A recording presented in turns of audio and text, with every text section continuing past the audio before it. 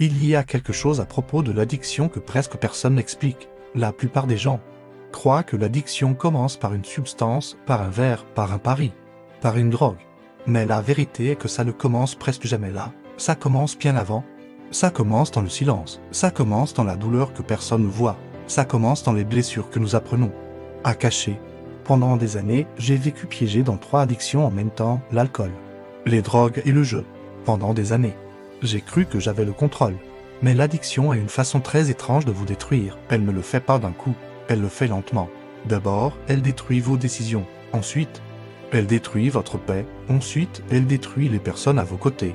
Dans mon cas, elle a détruit 3 entreprises. Et elle a presque détruit ma famille aussi.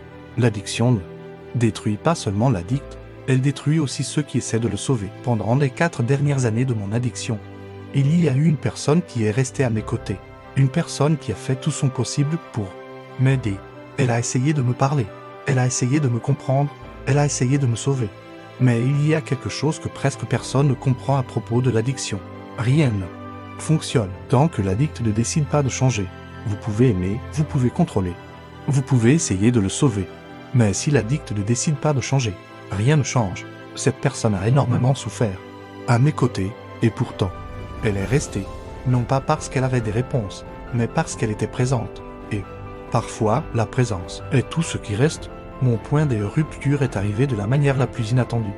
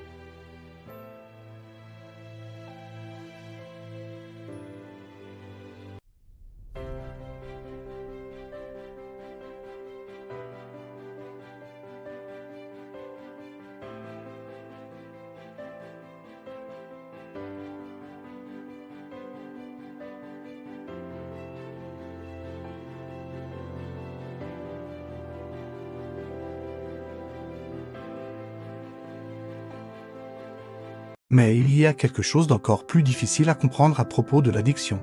Ce n'est pas seulement la souffrance de l'addict, c'est la souffrance des personnes qu'il aime. Car vivre avec un addict, c'est vivre sur des montagnes russes émotionnelles constantes. Il y a des jours où tout semble aller bien, des jours où l'on pense que cette fois-ci, oui, que cette fois quelque chose a changé.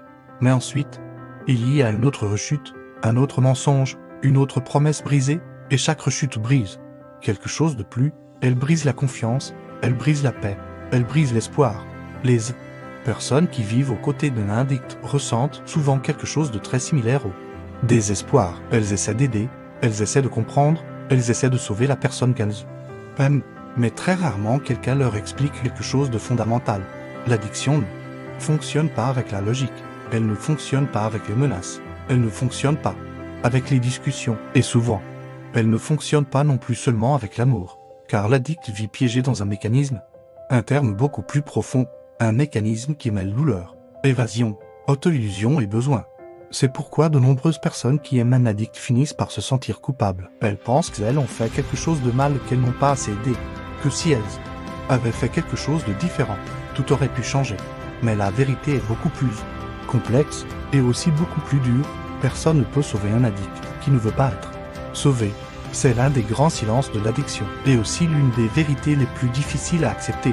Quand j'ai commencé à sortir de ce cycle, j'ai aussi commencé à comprendre autre chose. J'ai compris la douleur que j'avais causée.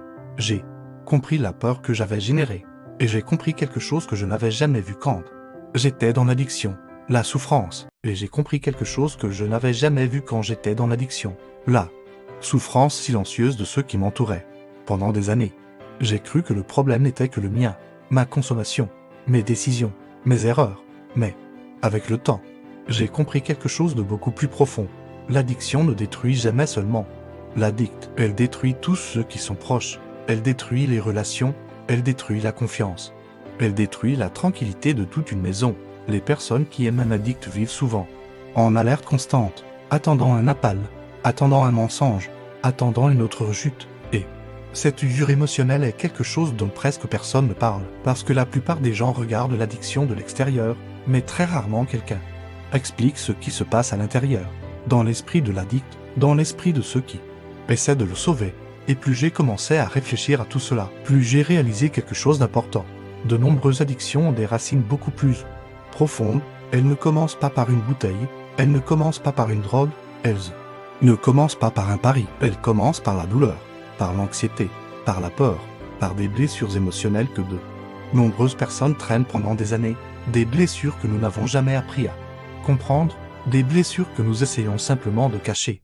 Et quand cette douleur ne trouve pas d'issue saine, elle finit souvent par se manifester sous forme d'addiction. L'addiction n'est pas seulement un problème de consommation, c'est un problème de compréhension, et les personnes autour de moi ne comprenaient pas non plus. Elles essayaient d'aider, elles essayaient de me sauver.